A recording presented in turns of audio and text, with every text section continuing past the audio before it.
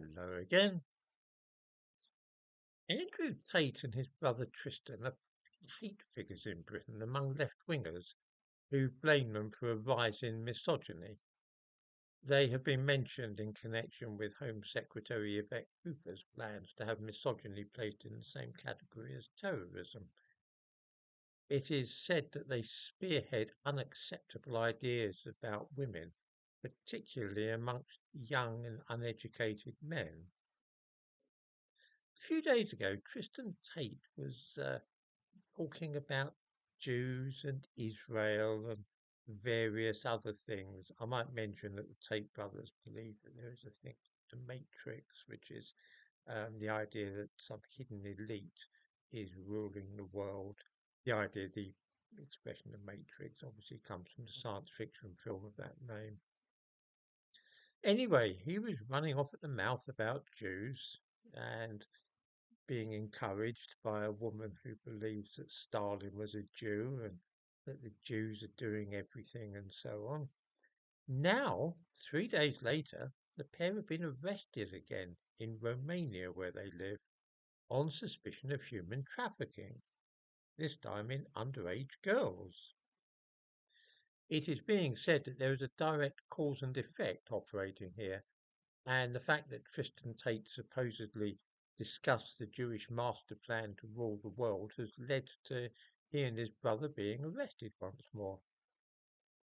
There is, however, a simpler and more probable explanation. Every so often I see a person named in newspaper headlines of whom I have never heard in my life, but with whom everybody else appears to be familiar. The first thing I do under such circumstances is to find out what this person has actually done. Are they pop singers, actresses, writers, or what? All too often I find that they are simply personalities. This typically means that they might have appeared in, say, Series 11 of I'm a Celebrity, Get Me Out of Here, and perhaps been on Britain Has Talent or something similar. They have not actually done anything. They are famous just for appearing on television or making controversial tweets. Andrew Tate and his brother Tristan seem to me to fall into this category. They are essentially personalities. It seems that the brothers have made a lot of money, own many motor cars, and have slept with many women, but that is all. They do not and never have had careers as architects, singers, academics, or anything else.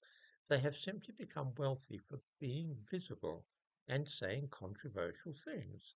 They are personalities.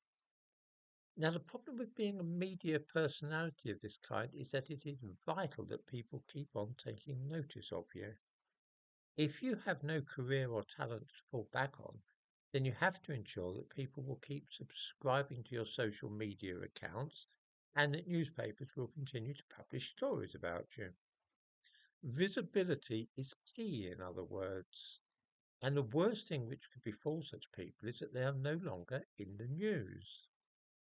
To stay in the public eye, they have to do and say ever more controversial things, though, as we saw with Tristan Tate when he was supporting ideas taken from the protocols of the elders of Zion the other day during an interview. There's no reason to think he really thinks this, it's just another way to get headlines. I've no idea at all if they've been trafficking in underage girls, but it's a good idea to remember that what constitutes an underage girl varies greatly from country to country. In Britain, the age of consent is 16, but in some places it's 18. In Austria and Italy, the age of consent is 14, and in Romania it's 15. Underage girls does not necessarily mean children. It could mean 17-year-olds.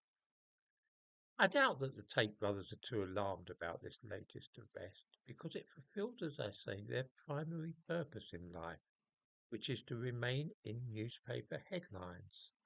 They are a little bit like sharks, which can only remain alive as long as they are swimming. For media personalities like the Tates, they can only remain rich and famous as long as people are actually looking at them, talking about them, and reporting on their activities in the newspapers. if once they were to be forgotten, they might well end up having to get jobs like everybody else.